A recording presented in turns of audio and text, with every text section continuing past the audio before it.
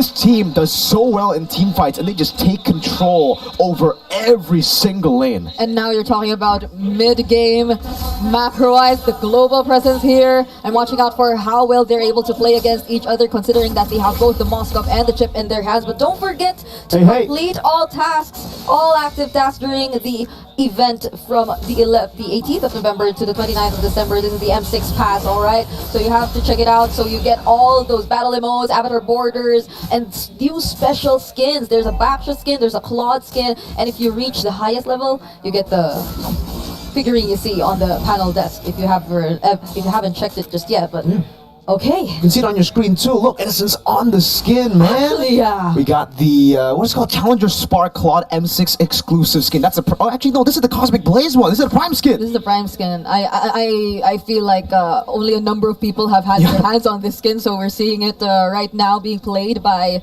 Innocent. So it's been a while since we've seen like the laning between the Claude and a Moskov. So there's been some bit of aggression. I mean, he's on the tenacity too. Yep. So he can afford to be slightly aggressive in terms of the laning, but against the lineup with a Jawhead in the early, you'd have to like be as careful as you can too. You know, even earlier OP, it seemed like he wanted to go for the early rotation, but then three members of SRG are in the mid lane. Okay, baiting out the sprint with the ejector there. Cram will not have sprint. He should be able to regen back up though for turtle number 1. Prio in the lane, in the mid lane. Oh, bottom lane, it's actually CFU. Oh, up top of 1v1, Sing, Spear of Misery. And now it continues with the fight around the turtle. Stormy, Glorious Pathway stolen away. Let's see Retreat. Detective with a Soul Sever, able to take it down. There's a set. Cram gonna be caught. First blood for OP. Flickers out. Skies with Electrifying beats down. Some of the force will not be able to stop him down. Skies needs to jump, gets the jump, and gets away. It is a turtle for a kill and a kill. So 2 for 1 for CFU. It felt like an objective that both teams were just trying to take at the same time without minding each other. Did you see that kind of exchange between these two teams? But wait, Sing. Shortcut. It's the shortcut. Wow, great discipline moves from Yums. Detective though, able to go for some damage. OP walking up, Detective getting the snipe down, and now, oh my goodness, Detective and baited them all into the skirmish. And CFU take it away. Bottom lane Hylos is free farming too. That's the early game damage you would expect, right? From the Jawhead, from the Zask, and all the members of SRG just oh my God, Wadu up together in the top lane. But Wadu, right? Free farming Hylos, as you mentioned, just focusing on getting the energy shield. So I mean, we've seen him participate in the early turtle take, right? But like right now at CFU Gaming, it feels like a passive kind of approach to this game, that they're just waiting for SRG and what they're doing. But at the same time, it kind of works for them, especially if they find the quick rotations to respond. It's not the bad kind of reactive that we're seeing from CFU Gaming just yet. For CFU, they've just been reacting to the plays, and by the way, yeah, the crash, that's a new thing, right? Usually you go shortcut and then you just go instant crash course, and the duration of the crash course usually is enough to take you down, but the combo was a bit different there. Wadu in the bottom lane gets ganked, he's still fine. There's no real full kill threat on the horse just yet, especially considering, like you said, he got that energy shield, almost all of it as a horse. That's a pretty fat horse. So I would expect that he would really use this advantage as much as possible, but he denies, Cram denies the recall from Wadu, and Yums are just waiting for him. So now they know that Wadu will have to recall first in the base, and they're zoning OP really well. But he won't be recalling, Virgo. He won't be recalling. He wants to join. Crash course coming out with a shortcut. They're all going to be rotating. Yums able to flicker out the safety. Cram, Power Wilderness getting him down. Now it's a fight. Skies electrifying beats. Just going at him, but he's going to get caught by the spears. The damage is still on him with Stormy there. Spear of Misery. Stormy splashes some damage on Detective. See, wants to go in. Doesn't have the Dominator's descent.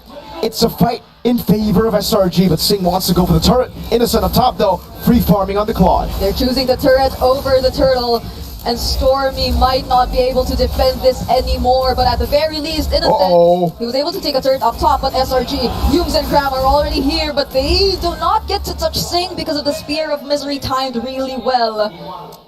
So we are seeing some mirrored plays here and there, and ultimately, I'm liking how SRG is just able to briefly join the fights and then disengage whenever they want to. We've seen it from Innocent once. He went in the shortcut, just used the blazing to it, then immediately returned to his lane. So they weren't really put at that much of a disadvantage, but that's an ejector play! Okay, shortcut doesn't get placed down. Actually, they're able to burst him down before it. Retribution from Detective. SRG decide not to go for it. They will have to concede this over. Sing, though, in the bottom lane, blinking out to safety. That's SOD! Sting able to escape!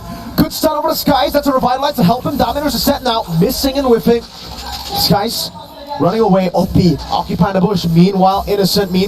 OP! Ejector, smart missiles, and that is it. That will be a turret trade in the bottom lane for Innocent's turret up top. What an aggressive play that we're constantly seeing from OP here. Like, he's got the damage as well, but then Innocent, he's not stopping in taking down all of these turrets in the top lane. So definitely SRG right now, they're going after the macro.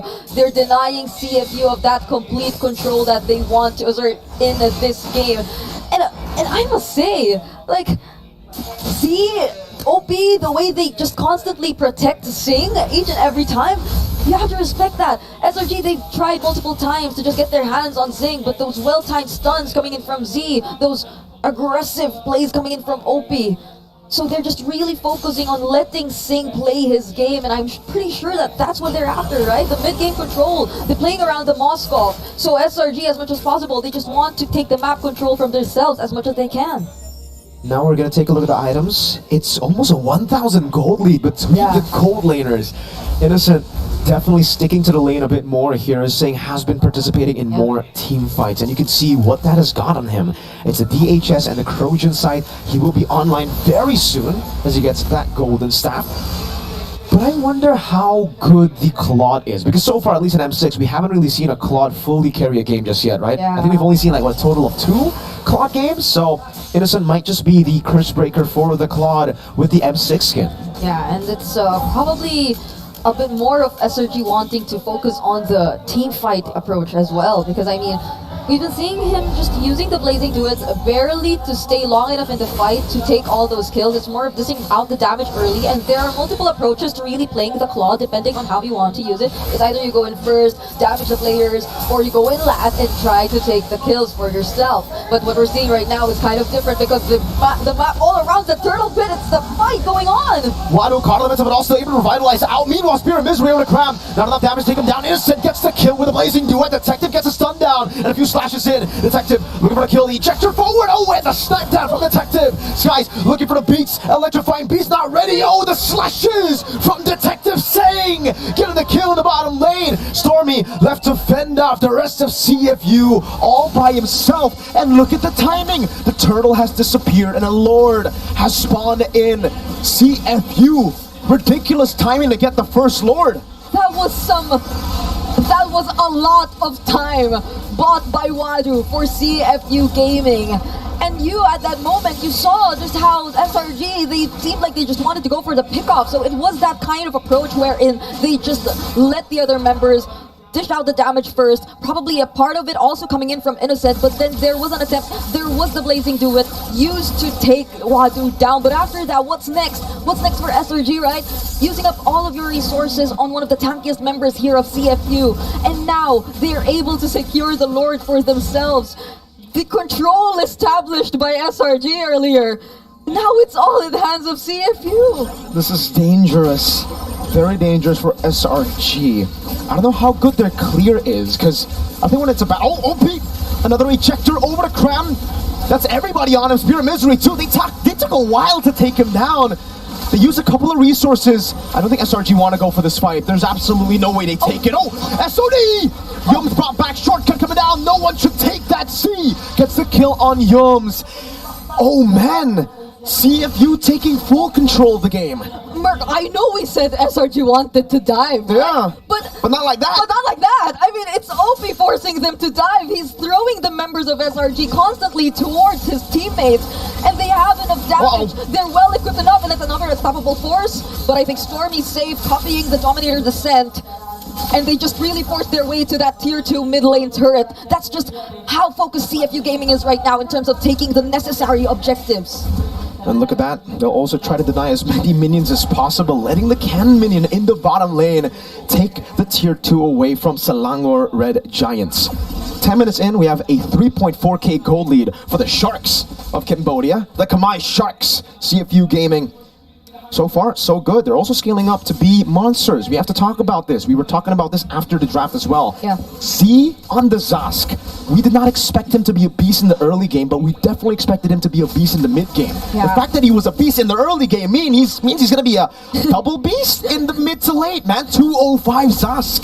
The pressure is going to be felt definitely here for SRG. And I must say, going back to the entire idea of how CFU Gaming just seemingly forces the opponents to start a fight, seemingly throws all of the members of SRG, the frontliners, towards his teammates.